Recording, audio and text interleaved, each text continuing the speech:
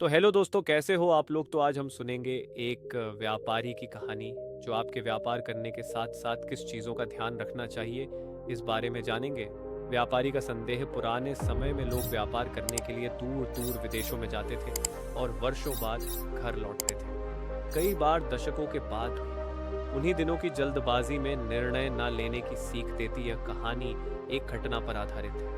एक व्यापारी व्यापार करने के लिए विदेश गया। वहां उसका कारोबार बहुत अच्छा चलने लगा।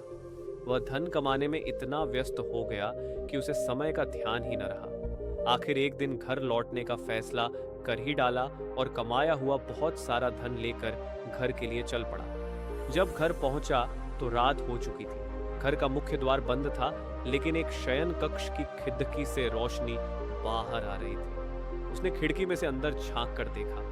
उसने जो देखा उस पर उसे विश्वास ही नहीं हुआ। उसे अपने पैरों के नीचे से जमीन खिसकती हुई प्रतीत होने लगी।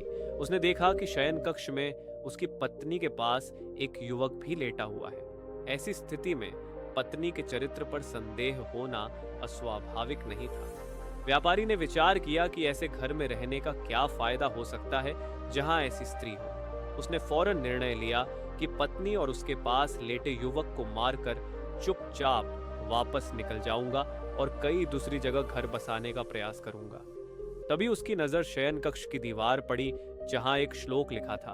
उसने पढ़ा, सहसा विदधीत न क्रियाम विवेक परमापदाम पदम वृणुते ही विमृश्य कारिणम गुणलुब्ध स्वयमेव संपदः। अर्थात किसी कार्य को बिना विचारे एकाएक नहीं करना चाहिए, क्योंकि सोच विचार न करना बड़ी विपत्तियों का कारण बन सकती है। तथा जितनी भी प्रकार की संपत्तियां हैं, सोच समझकर कार्य करने वाले व्यक्तियों के गुणों से आकर्षित होकर स्वयं ही उसके पास आ जाती है, उसे समृद्ध कर देती है। यह पढ़ने के बाद व्यापारी ने अपना निर्णय बदल दिया और घर का दरवाजा खटखटाया। पत्नी ने दरवाजा खोलने से पहले काफी पूछताछ की और जब पूरी तरह से आश्वस्त हो गई कि दरवाजा खटखटाने वाला उसका पति ही है, तो उसने शीघ्रता से दरवाजा खोल दिया।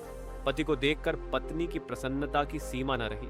उसने फौरन युवक को भी जगाया और पति से कहा कि ये आपका पुत्र है, जो अब पूरे 20 वर्ष का हो गया है। 18 वर्ष पहले जब आप विदेश गए थे तो ये 2 साल का था। भावातिरेक में पिता की आंखों से आंसू बहने लगे। उसने पुत्र को हृदय से लगाकर प्यार किया। अब व्यापारी का संदेह खत्म हो चुका था। एक श्लोक के सार्थक संदेश ने न केवल उसे पुत्रहंता होने के पाप से बचा लिया, अपितु उसकी गृहस्थी भी उजड़ने से बच गई।